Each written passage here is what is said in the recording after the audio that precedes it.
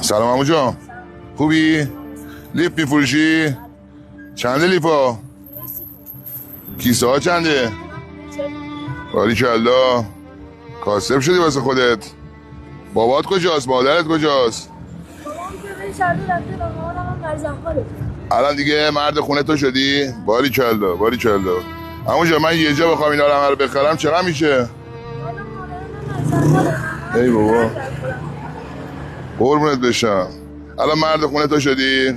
جای مادر میای وای میسی ها؟ یعنی مادر میوافه؟ بعد تو بشم. یه کیسه داری که من اینا رو یه چند تا بردارم قربونت بشم؟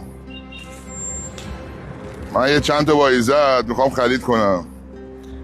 چقدر میشه کلش؟ حساب کنی؟ بعد تو بشم.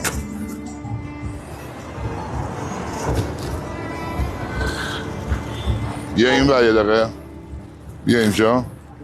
عمو جان دورت بگردم. تو که مرد شدی کاسب شدی اینا همه رو یه جا ازت خرید میکنم. خب آره کرایه خونتون چجوریه؟ خودت تعیین کنیدی؟ والا کرایه خونمون 6 تومنه. 6 تومن مایی؟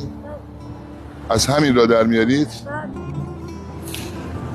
یه کاری من میخوام بکنم تو رو خود خوشحالت کنم. یه شماره کارت به من میدی؟ اینم شماره منه. هر موقع خواستی زنگ میزنی. من 5 ماه کرایه‌تون رو میخوام با اجازه توی مرد پرداخت کنم که بری به مادرت برسی بری خونتون. اینا رو هم بگی دسته داره قرمه بشم. اینا رو هم همه رو بگی بایشت باشه یه روز دیگه هوا خوب بود بیا بساط کن اینجا بفروش. اینم تو دستت باشه تو راه تو مسیر داشته باش تو جیبت پول نقد باشه. فقط شماره به من بگو مادرت زنگ بزنه. خب شماره کارت تو برای من اس ام اس کن.